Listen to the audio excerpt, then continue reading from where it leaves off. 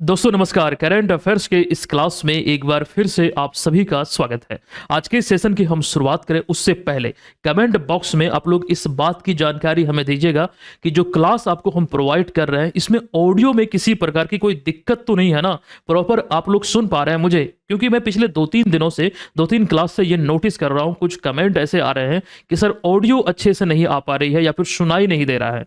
तो आप लोग भी अगर इस समस्या से जूझ रहे हैं या फिर अगर ऑडियो क्वालिटी अच्छी भी है तो कमेंट बॉक्स में जरूर लिखिएगा, क्योंकि कुछ लोगों को ये समस्या हो रही है। आज के सेशन में हम देखेंगे 24 मार्च 2026 से संबंधित करंट अफेयर्स के प्रश्नों को।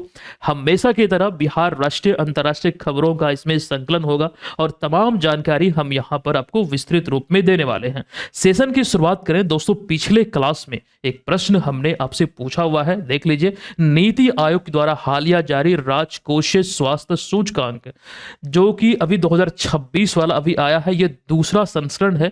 यहां पर बिहार को इस फिजिकल हेल्थ इंडेक्स 2026 में किस कैटेगरी में रखा गया। एक्चुअली ये सूचकांक में 4 कैटेगरी है और चारों के चारों ये चारों विकल्प में आप देख रहे हैं।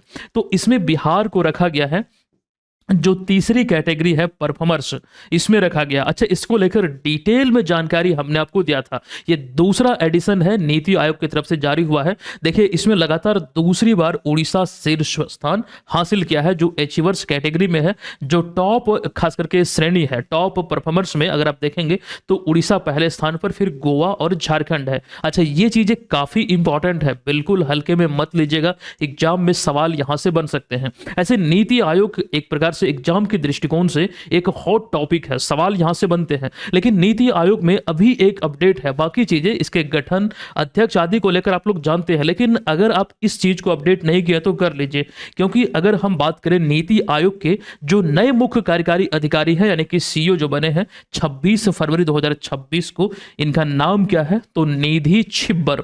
ये चीजें आपको याद होनी चाहिए। उन्होंने किनका स्थान लिया तो वीवीआर सुब्रमण्यम का, है ना। इतनी बातें याद रखिए। चलिए फिलहाल अब हम चलते हैं आज के क्लास के पहले प्रश्न पे। देखिए, आज वाले क्लास में भी कुछ कुछ क्या, लगभग सभी प्रश्न आपको कथन वाले देखने को मिलेंगे। और इस तरह से करंट अफेयर्स जो आपके बीच अभी हमने रखा है, इस तरह के प्रश्न आपको सोचने पे मजबूर करता है और ज्यादा ताकतवर बन पाते हैं आप। मतलब ताकतवर यहां सेंस हमारा यह है कि एग्जाम में जब इस तरह के प्रश्न बनेंगे तो आपको घबराहट नहीं होगी, टेंशन नहीं होगा, आप इसे अच्छे से हल कर पाएंगे। प्रैक्टिस कीजिए। करंट अफेयर्स वही सारी चीजें हैं जो खबरों में है, बस उसी को एक अलग सिरे से आपके समक्ष हमने प्रस्तुत किया है। देखिए, एक एक करके सभी प्रश्नों को यहां पर आपके बीच है। पहला प्रश्न देखिए, बिहार से संबंधित है।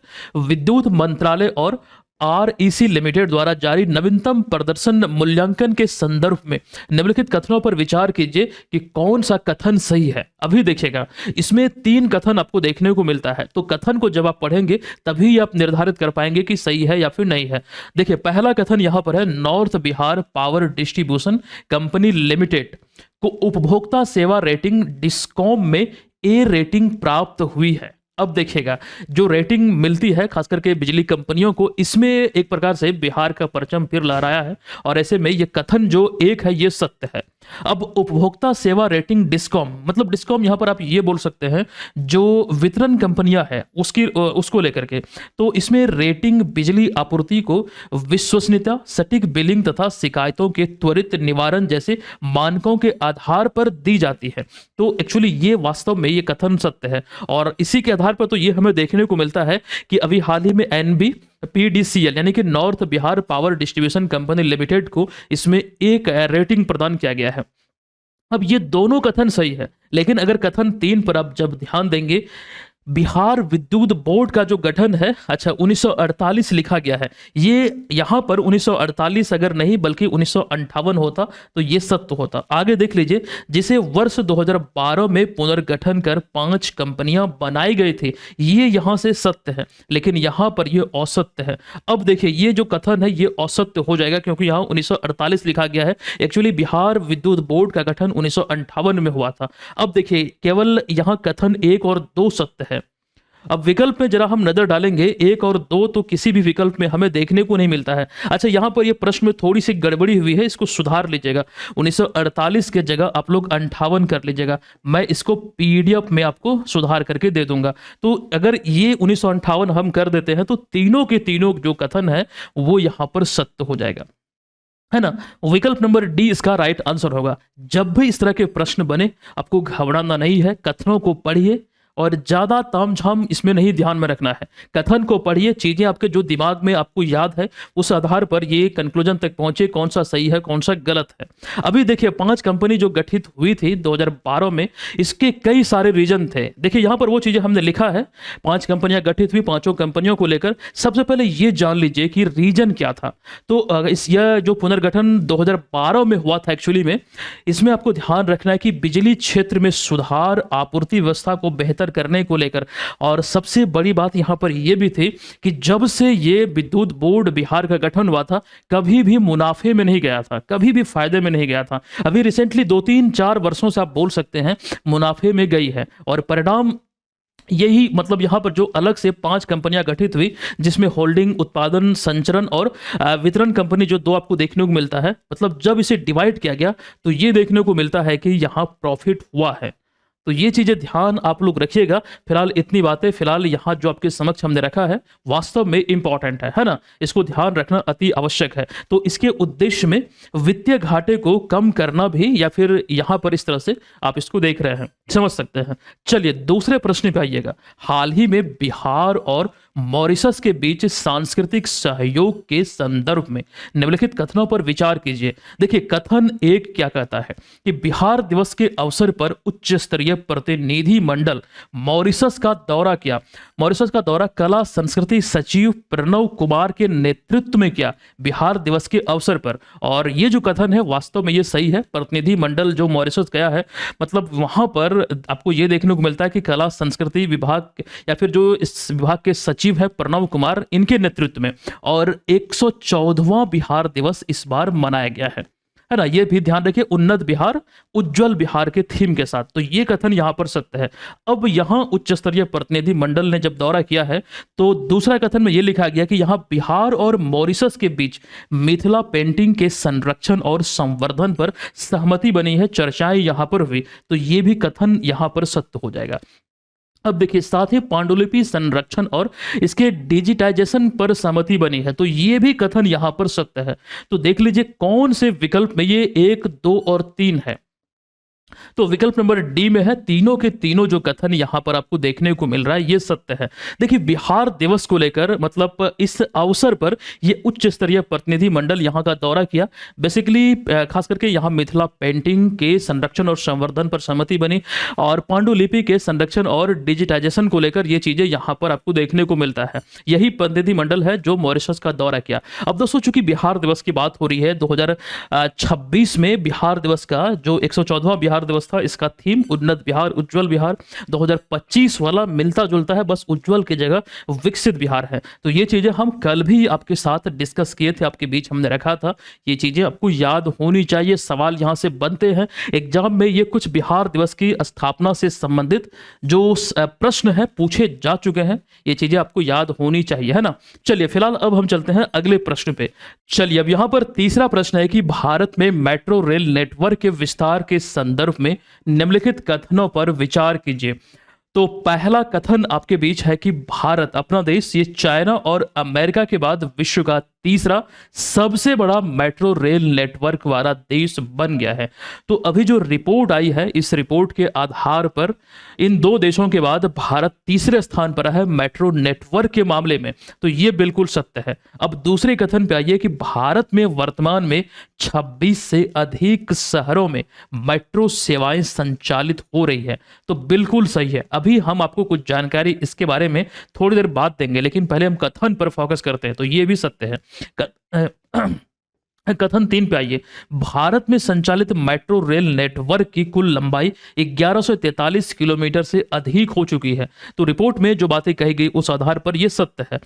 चौथा कथन है कि पटना मेट्रो की पहली सेवा 6 अक्टूबर 2025 को शुरू हुई थी। आप ये भी बोल सकते हैं कि औपचारिक उद्घाटन 6 अक्टूबर 2025 को नीतीश कुमार के द्वारा किया गया था, माननीय मुख्यमंत्री। अब यहां पर देखिए, जिससे पटना भारत का 20वां मेट्रो शहर बना। अब ये वाला जब पॉइंट हम पढ़ते हैं तो ये औसत्य है, क्योंकि 20वां नहीं बना था। अगर आप यहां पर 24वां देखते तभी ये लाइन सत्य होता। तो ये ओवरऑल देखेंगे तो ये जो कथन है ये औसत्य है। केवल कथन 1, 2 और 3 सही है।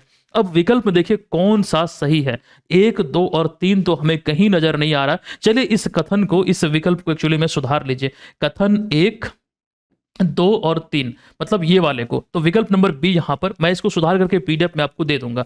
फिलहाल यहां पर ये ध्यान रखें, ये तीनों कथन सही है। अब यहां पर जानने वाली बात यह है कि 26 जो शहरों में मेट्रो सेवा इस समय संचालित हो रही है।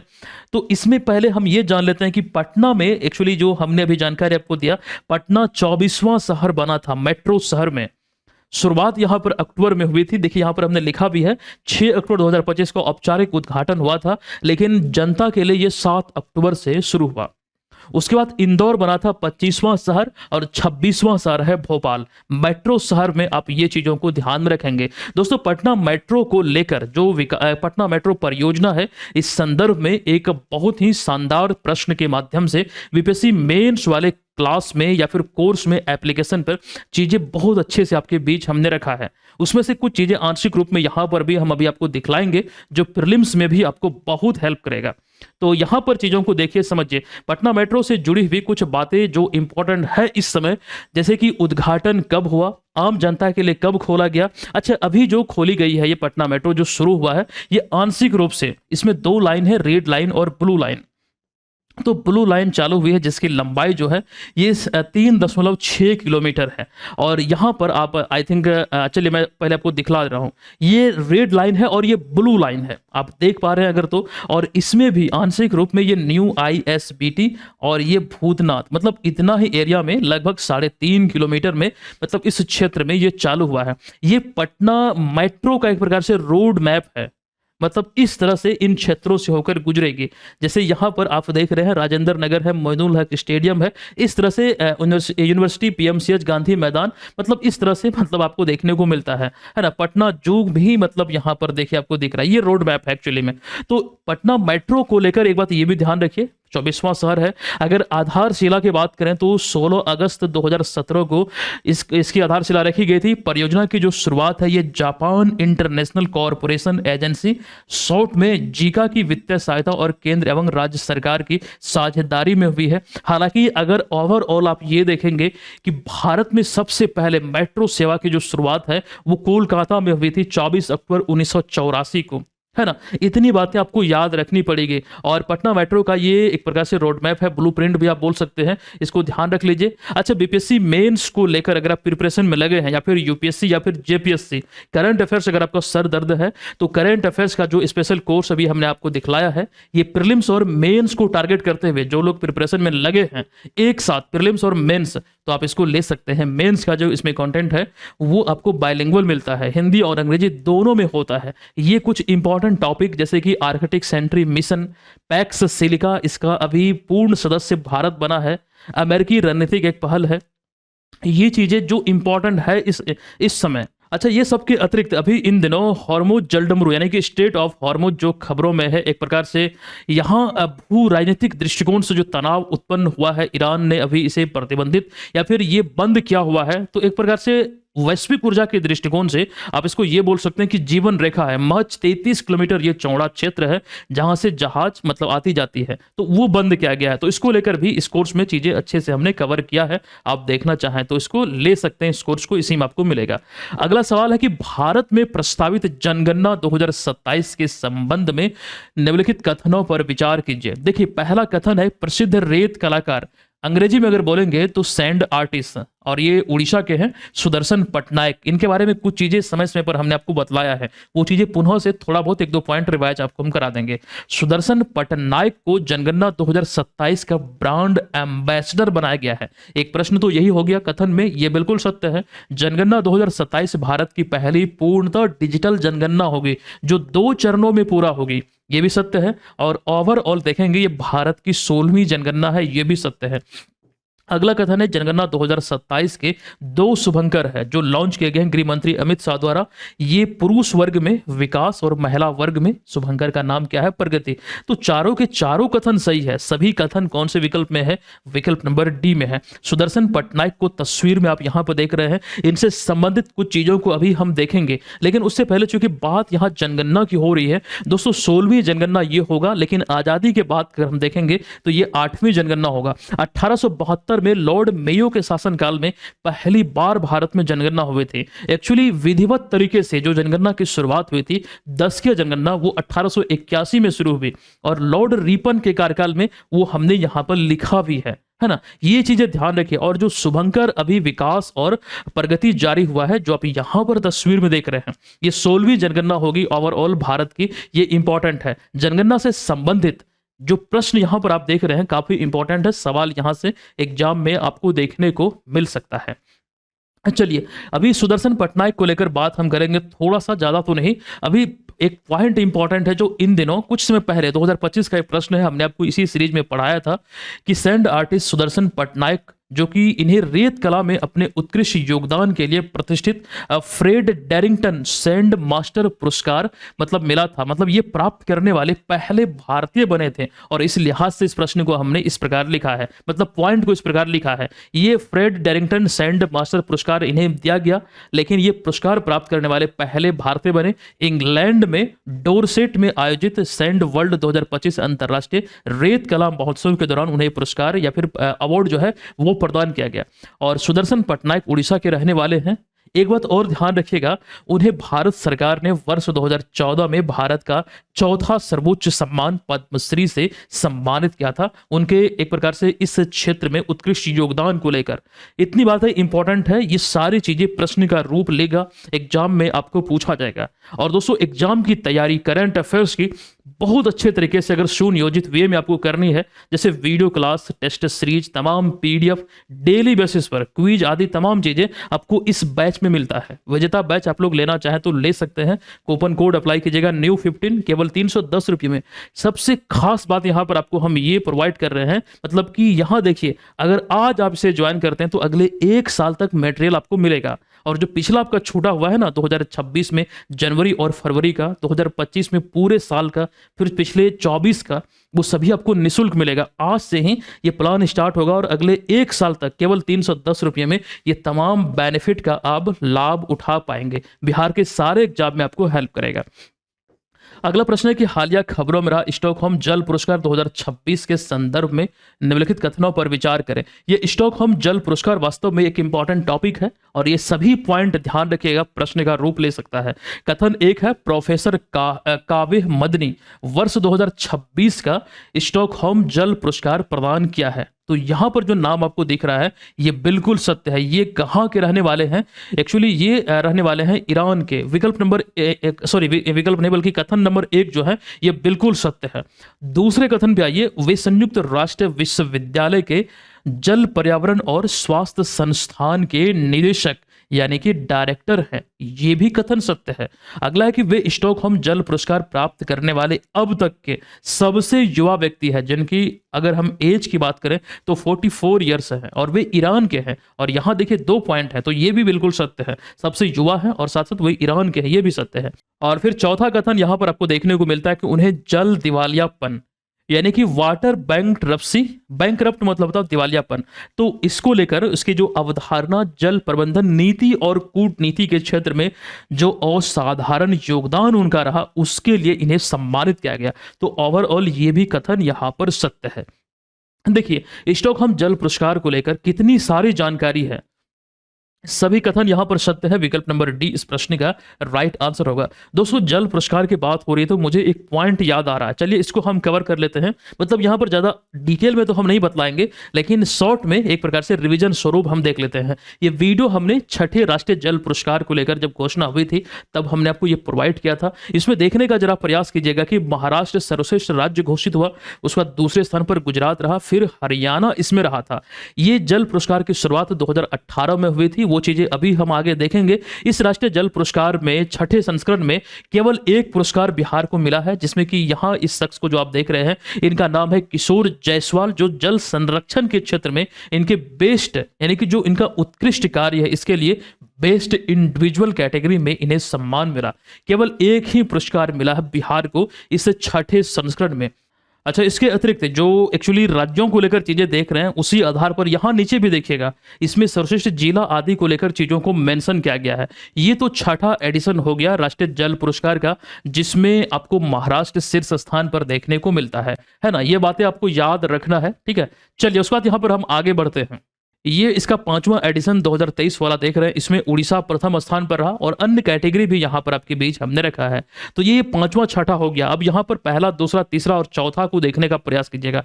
पहले संस्करण में महाराष्ट्र प्रथम स्थान पर रहा था। अभी छठे संस्करण को लेकर जो जानकारी हम आपको दे रहे थे, वहां पर भी महाराष्ट्र आपको शीर्ष पर दिखा। अच्छा, दूसरे संस्करण में महाराष्ट्र दूसरे स्थान पर था। इन सभी संस्करण में से बिहार केवल एक जगह आपको दिखेगा, चौथा संस्करण जो 2022 में जारी हुआ था। आंध्र प्रदेश के साथ बिहार को तीसरा स्थान मिला था।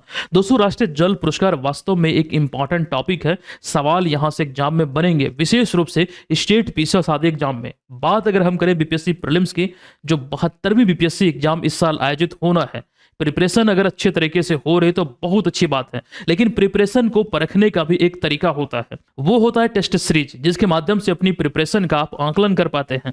तो ये जो कोर्स है बीपीएससी प्रीलिम्स को लेकर तमाम मटेरियल आदि चीजें हम प्रोवाइड आपको कर रहे हैं। करंट अफेयर्स का विजेता बैच भी इसमें शामिल है। अच्छा, अभी जो आप अपने स्क्रीन पर देख रहे हैं, यही है 72वीं बीपीएससी के लिए स्पेशल कोर्स जो आपको लेना चाहिए। अब ये क्यों लेना चाहिए ये कोर्स, आइए थोड़ी जानकारी हम आपको दे दें। इसमें प्रीलिम्स को लेकर तमाम चीजें तो आपको हम प्रोवाइड कर रहे हैं, ऐसा आपको अभी बतला भी हम रहे थे। इसमें रिसेंटली टेस्ट सीरीज लॉन्च हुए हैं, कुल 200 टेस्ट आपको मिलेंगे। 40 फुल लेंथ टेस्ट है, बाकी इसमें सेक्शनल टेस्ट होंगे तमाम सब्जेक्ट से, और साथ ही करंट अफेयर्स का भी एक्सपेक्टेड प्रश्नों का यहाँ 40 से 50 टेस्ट आपको हम प्रोवाइड करेंगे, जो कि तैयारी का सही तरीके से आपका आकलन करेगा। कोर्स से संबंधित कोई भी जानकारी चाहिए, 8228947923 जो हमारा हेल्पलाइन नंबर है, उस पर आप हमें 11 बजे सुबह से लेकर और 11 बजे शाम तक संपर्क कर सकते हैं, है ना। व्हाट्सएप पर भी आपको रिप्लाई इंस्टेंट मिलता है। इस कूपन कोड के साथ कोर्स को आप ले लीजिएगा, जो लोग अभी तक इसे ज्वाइन नहीं किए हैं। ये बाइलिंगुअल टेस्ट है, इसमें आपको हिंदी और अंग्रेजी का सेपरेट टेस्ट मिलता है। लैंग्वेज की वहां कोई बाउंडेशन नहीं है, कोई चीज अगर समझ में नहीं आती है तो तुरंत एक क्लिक में वहां पर उसे अंग्रेजी में भी आप देख पाएंगे। वो सारी सुविधाएं आपको एप्लीकेशन और वेबसाइट दोनों पर मिलती है एक ही आईडी से। मतलब मोबाइल से आप परचेज कीजिए, उसे कंप्यूटर पीसी पर भी टेस्ट दीजिए, उसका पीडीएफ को डाउनलोड कीजिए, पीडीएफ में आपको ओएमआर शीट मिलता है, आप ऑफलाइन भी टेस्ट दे सकते हैं जो गोला रंगने वाला होता है। तो चीजें बहुत आसान है, एक सिस्टमेटिक वे में आपके लिए हमने तैयार किया है। एक नाम मात्र की फी पर एक्चुअली इसमें आपको ये कूपन कोड के साथ 15% का डिस्काउंट भी मिल जाएगा। लगभग ये 340 के आसपास में आप ये चीजों को प्राप्त कर पाएंगे अगले 1 साल के लिए। चलिए, ये चीज आप लोग ध्यान रखेंगे। अब आइए अगले सवाल पर। इतिहासकार विलियम डेल रिम्पल जो कि स्कॉटलैंड के हैं, ये छठा प्रश्न है। इतिहासकार विलियम डेल रिम्पल जो स्कॉटलैंड के हैं, और उनकी चर्चित पुस्तक golden road how ancient India transform the world, ये इनकी पुस्तक है the golden road how ancient India transform the world. इस संबंध में कुछ चीजें मतलब कथन के रूप में आपके बीच रखा गया है, आपको यहां यह बताना है कि कौन सा सही है। तो पहला कथन है कि विलियम डेल रिम्पल को उनकी पुस्तक the golden road how ancient India transform the world के लिए वर्ष 2026 का प्रतिष्ठित मार्क लिंटन हिस्ट्री प्राइज 2026 प्रदान किया गया है। तो यहां पर जो कथन लिखा गया है ये बिल्कुल सत्य है, इसी वजह से तो ये चीजें खबरों में है। ये पुस्तक का नाम पूछकर आपसे लेखक पूछा जा सकता है, तो ये ध्यान रखिएगा। इतिहासकार ये विलियम डेल रिम्पल जो स्कॉटलैंड के हैं, तो ये बिल्कुल सही है। इस पुस्तक में प्राचीन एशिया के इतिहास में भारत की महत्वपूर्ण और प्रभावशाली भूमिका को विस्तार से प्रस्तुत किया गया, तो ये भी सत्य है। अगला कथन यहाँ पर है कि इस पुस्तक में मुख्य रूप से प्राचीन एशिया में भारत के व्यापार, संस्कृति और विचारों के प्रसार का वर्णन किया गया, यानी कि ये इस पुस्तक की विषय वस्तु है जिसके बारे में चर्चाएं इसमें की गई है। ये पुस्तक इस वजह से अभी खबरों में है, तो विषय वस्तु भी ध्यान रखिएगा। अब इस कथन वाले प्रश्न का जो राइट आंसर है यह विकल्प नंबर डी, सभी कथन सही है। अगले सवाल पर आइए। उगादि पर्व के संदर्भ में निम्नलिखित कथनों पर विचार कीजिए। उगादि जो पर्व है ये दक्षिण भारत में विशेष रूप से आंध्र प्रदेश, तेलंगाना और कर्नाटक में मनाया जाने वाला हिंदू नव वर्ष का एक पर्व है। बिल्कुल सत्य है, ये आप लोग जानते हैं। उगादि शब्द संस्कृत के युग और आदि से मिलकर बना है। अब यहां पर यह ध्यान रखिए जिसका शाब्दिक अर्थ जो होता है ये होता है नए युग का आरंभ, तो ये भी कथन सही है। अब पौराणिक मान्यताओं के अनुसार इसी दिन भगवान ब्रह्मा ने संसार यानी कि सृष्टि की रचना किया था। अब ये चीजें अगर आप यहाँ पर पौराणिक मान्यताओं की दृष्टिकोण से देखेंगे तो एक्चुअली यहाँ पर यह कथन बिल्कुल सत्य हो जाती है। ये अपनी अवधारणा के अनुसार नहीं सोच रहा, बल्कि यहाँ पर हमने मेंशन किया है पौराणिक मान्यताओं के अनुसार। आप क्या सोचते हैं इसके बारे में वो मैटर नहीं करता है, बल्कि पौराणिक मान्यताओं के बारे में मतलब ये कहलाता है कि ब्रह्मा ने ही इस दिन ही सृष्टि की रचना किया था। तो ऐसे उगादि पर्व के संदर्भ में जो तीनों कथन है वो तीनों के तीनों सही है। विकल्प नंबर डी यहाँ पर इसका राइट आंसर है। अगले सवाल पर आइएगा कि उड़ीसा में विकसित पहले स्मार्ट विलेज जो इन दिनों खबरों में है, इस संदर्भ में निम्नलिखित कथनों पर विचार कीजिए। तो उड़ीसा का पहला स्मार्ट विलेज कुसुनपुर में विकसित किया गया है, जो यहां पर केंद्रपाड़ा जिले में स्थित है, उड़ीसा में। तो ये जो कथन है बेसिकली जो जगह लिखा गया है स्मार्ट विलेज के संदर्भ में, जो अभी इन दिनों खबरों का विषय भी है, इस लिहाज से ये कथन बिल्कुल सत्य है। इस परियोजना को वैज्ञानिक और औद्योगिक अनुसंधान परिषद यानी कि CSIR के सहयोग से विकसित किया गया है, ये भी बिल्कुल सत्य है। अगला है इस परियोजना की मुख्य उद्देश्य या फिर का उद्देश्य केवल ग्रामीण क्षेत्रों में पर्यटन को बढ़ावा देना है। नहीं, केवल ग्रामीण क्षेत्रों में नहीं, बिल्कुल ये पॉइंट जो है यहाँ पर गलत है। केवल एक और दो कथन सही है, वो विकल्प नंबर एक में है। केवल एक और दो यहाँ पर सही है ना। उसके बाद 9वां प्रश्न है, निम्नलिखित कथनों पर विचार कीजिए। हालिया आई एक रिपोर्ट के अनुसार भारत नारियल उत्पादन में विश्व में प्रथम स्थान पर है। अभी रिसेंटली ये रिपोर्ट आई है। वैश्विक हिस्सेदारी नारियल उत्पादन में 30.37 है, 30% से अधिक है। और ये जो पॉइंट है जो रिपोर्ट कहती है बिल्कुल सत्य है। कथन 2 है कि देश में हर वर्ष लगभग 21,373 मिलियन नारियल का उत्पादन होता है, जो करीब 21,65,000 हेक्टेयर क्षेत्र में किया जाता है। अच्छा, ये डेटा जो है ये आधिकारिक डेटा है ना, मतलब ये एक प्रकार से जो आकलन है उस आधार पर लिखा गया है। ये भी कथन सही है। कथन 3 है कि प्रमुख उत्पादक राज्य में वर्तमान में कर्नाटक सबसे आगे है नारियल उत्पादन में। हालांकि इसमें अगर भारत में राज्यों में आप देखेंगे तो तमिलनाडु और केरल भी पीछे नहीं है, ये भी प्रमुख स्टेट है नारियल उत्पादन में, लेकिन कर्नाटक इस समय सबसे आगे है। तो विकल्प या फिर कथन 3 जो है ये बिल्कुल सत्य है। अगला यहां पर है कि भारत सरकार ने, अच्छा ये वाला जो पॉइंट है ना वो हमने अलग बजट से यहां पर आपके बीच रखा है। तो ये तीनों के तीनों पॉइंट तो सत्य है। ये वाले पॉइंट को ध्यान से देखिएगा कि भारत सरकार ने 2026-27 के बजट में पुराने पेड़ों को बदलने और उत्पादकता बढ़ाने को लेकर नारियल संवर्धन योजना की घोषणा की है, जिसके लिए 350 करोड़ रुपए का आवंटन इसी साल ये बजट 26-27 में हुआ है। और ये पॉइंट भी सत्य है और ये हमने केंद्रीय बजट से उठाकर यहां पर डाला है, क्योंकि अभी ये इन दिनों खबरों में ये तीनों के तीनों पॉइंट हमने इस पॉइंट को बजट से यहां पर रिलेट किया है। तो सभी पॉइंट यहां पर सत्य है, मतलब जो कथन है सत्य है। आप देख रहे हैं प्रश्न को किस प्रकार तैयार किया गया। इस तरह के प्रश्न को डिजाइन करने में, लिखने में वास्तव में काफी टाइम लगता है, ये थोड़ा सा टफ भी हो जाता है, लेकिन आप सबों के लिए इतना करना बहुत ही आवश्यक है, क्योंकि सफलता ही एक हमारा उद्देश्य है कि आप सफल हो पाए, तभी जाके तो हम भी सफल हो पाएंगे, है ना। तो ये चीजें दोस्तों यहां पर ध्यान रखिए, तैयारी इस आधार पर आपको करनी है कि जो आपको बेनिफिट दे। अगला प्रश्न है भारतीय रिजर्व बैंक के संदर्भ में। भारतीय रिजर्व बैंक के सुरक्षित .bank.in डोमेन आई होप आप समझ रहे हैं। .bank.in जैसे कि bpscmaker.com, जो .com जो है वो डोमेन है, जो bpscmaker.com आप लोग सर्च करते हैं, जहां पर टेस्ट आदि देते हैं, पीडीएफ आदि आपको मिलता है, उसी प्रकार से ये डोमेन है आरबीआई का।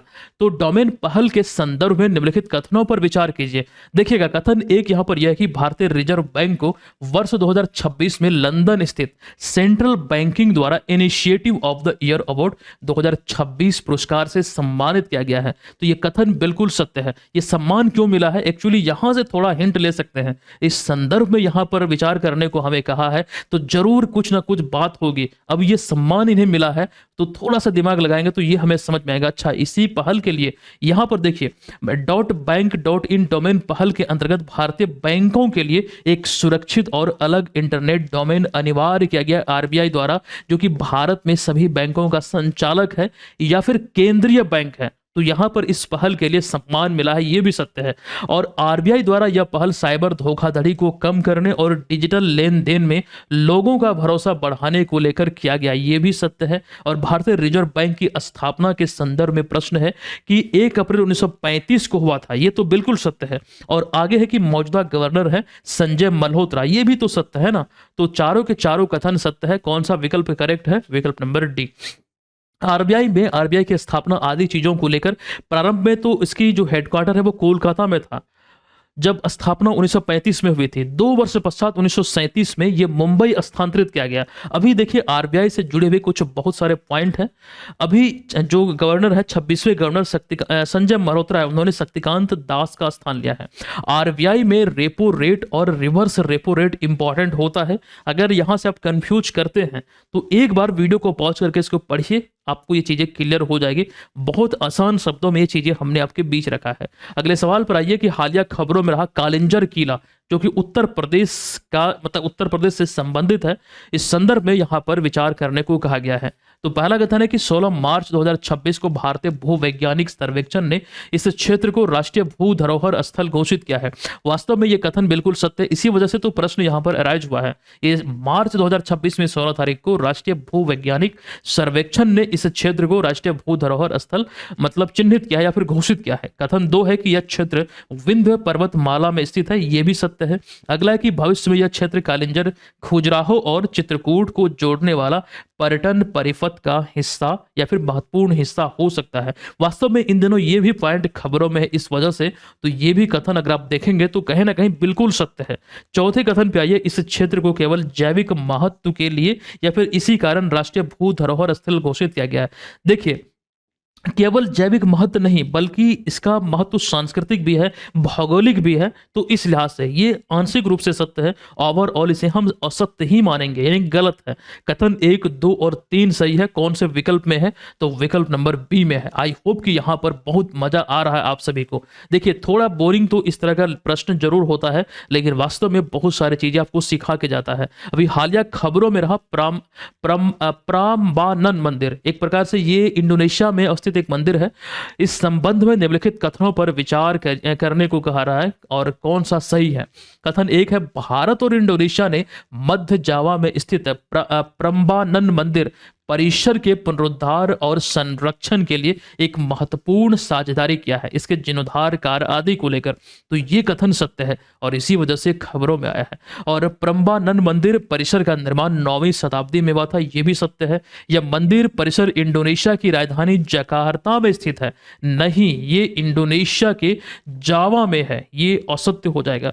यह समझौते का उद्देश्य मंदिर का जीर्णोद्धार, संरक्षण और पुनर्जीवन करना है, तो ये सत्य हो जाएगा। 1, 2 और 4 सही है, विकल्प नंबर ए में है, ये इसका राइट आंसर होगा। दोस्तों, आज वाले क्लास में हमने सारे प्रश्न कथन वाले आपके बीच रखा था। मुझे उम्मीद है कि बहुत सारी चीजें आपको सीखने को मिला होगा। अब ये बीपीएससी वाले कोर्स को जो लोग लेना चाहे ले सकते हैं, कूपन कोड इस्तेमाल कीजिएगा। आज का ये करंट अफेयर्स की क्लास का प्रश्न है, कमेंट बॉक्स में वर्ल्ड हैप्पीनेस इंडेक्स को लेकर जो भी चीजें हमने पढ़ाया है उस बारे में लिखिएगा और डिटेल में लिखिएगा, कुछ भी यहां से छूटना नहीं चाहिए। भारत का रैंक क्या है, शीर्ष पर कौन रहा, तमाम चीजें अच्छे से आपको लिखना है। भारत के पड़ोसी देशों में भी ये चीजें आपको हमने अच्छे से पढ़ा दिया है। चलिए, हम आपसे मिलते हैं नेक्स्ट क्लास में। ये क्लास आपको कैसा लगा लगेगा कृपया कमेंट बॉक्स में अपनी राय जरूर दीजिएगा। और करंट अफेयर्स का जो विजेता बैच हमारा है उसे आप लोग ले लीजिएगा, तैयारी वहां से बहुत अच्छे तरीके से सुनियोजित वे में हो जाएगी। बीपीएससी प्रीलिम्स की प्रिपरेशन में है तो उसके लिए ये बैच है, आप जो स्क्रीन पर देख रहे हैं ये तमाम चीजें आपको मिलती है एप्लीकेशन पे। एप्लीकेशन का नाम क्या है? तो बीएम ऑनलाइन लर्निंग एप्लीकेशन है ना। मिलते हैं नेक्स्ट क्लास में, तब तक के लिए धन्यवाद। जय हिंद।